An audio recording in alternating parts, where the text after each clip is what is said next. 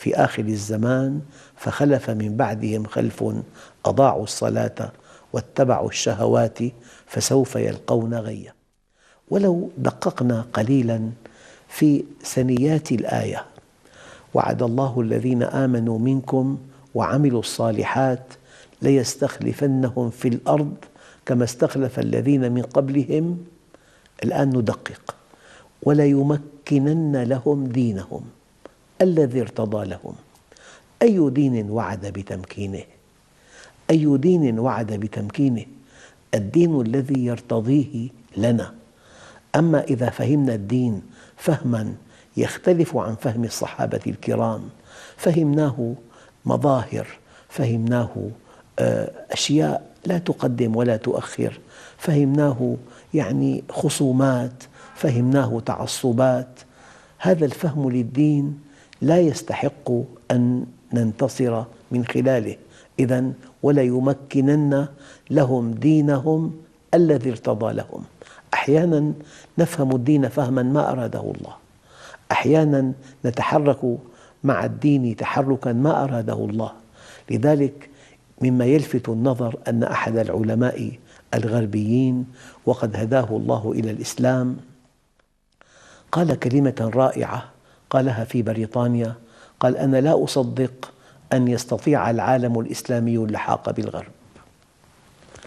أنا لا أصدق أن يستطيع العالم الإسلامي اللحاق بالغرب، على الأقل في المدى المنظور لاتساع الهوة بينهما، ولكنني مؤمن أشد الإيمان أن العالم كله سيركع أمام أقدام المسلمين، لا لأنهم أقوياء، ولكن لأن خلاص العالم بالإسلام، ولكن بشرط، وقد سقت هذا القول كي أقف عند هذا الشرط، بشرط أن يحسنوا فهم دينهم، وأن يحسنوا تطبيقه، وأن يحسنوا عرضه على الطرف الآخر.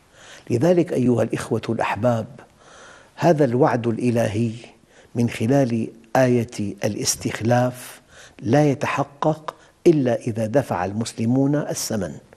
من هنا نفهم بعض جوانب هذه الآية. قال تعالى: ومكروا مكرهم، يتحدث عن الطرف الآخر، ومكروا مكرهم وعند الله مكرهم وإن كان مكرهم لتزول منه الجبال. تصور أن خالق السماوات والأرض يصف مكر الطرف الآخر بأنه يزيل الجبال، مع أن الأرض مجتمعة لا تستطيع أن تنقل جبل من مكان إلى مكان. ومكروا مكرهم وعند الله مكرهم وإن كان مكرهم لتزول منه الجبال. الآن نستمع إلى آية لعل فيها خلاص العالم الإسلامي. هذه الآية قال تعالى: وإن تصبروا وتتقوا لا يضركم كيدهم شيئا. وإن تصبروا وتتقوا لا يضركم كيدهم شيئا. فالطريق واضح إلى الخلاص وإلى القوة وإلى النصر وإلى التفوق. لا يقتضي هذا الخلاص إلا أن نرجع إلى أنفسنا ونراجع حساباتنا، وأن نصطلح مع ربنا، وأن نصبر على ما نحن فيه، ثم نتحرك إلى أن نصل إليه. وقد نستحق إن شاء الله أن نستخلف في الأرض. قانون الاستخلاف في الأرض يحتاج إلى تأمل عميق، لأن خلاص المسلمين أن يستعيدوا دورهم القيادي بين الأمم.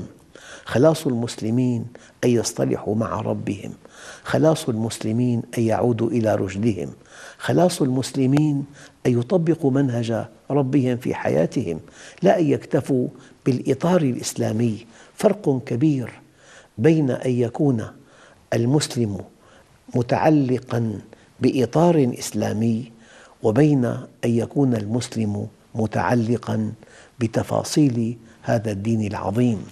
من هنا ينبغي أن ننتبه إلى أن الله سبحانه وتعالى حينما قال: إن الله لا يغير ما بقوم حتى يغيروا ما بأنفسهم. يعني المسلم أحياناً أمام قوى كبيرة جداً، وتحت سيطرته بيته وعمله، فإذا أقام أمر الله فيما يملك كفاه الله ما لا يملك. إذا أقام أمر الله فيما يملك كفاه ما لا يملك.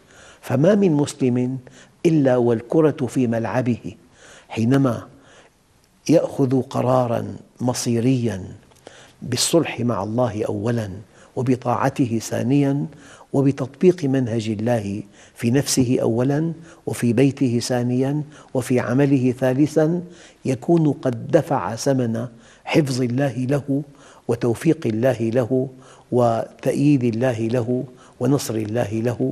هذا هو طريق الخلاص. وما لم نعد إلى منهج ربنا، وما لم نطبق منهج ربنا تطبيقاً كما أراده الله، لن نصل إلى ما نسبو إليه. وأرجو الله سبحانه وتعالى أن نوفق لتطبيق هذا القانون، قانون الاستخلاف. أيها الإخوة الأحباب، إلى لقاء آخر إن شاء الله تعالى، والسلام عليكم ورحمة الله وبركاته.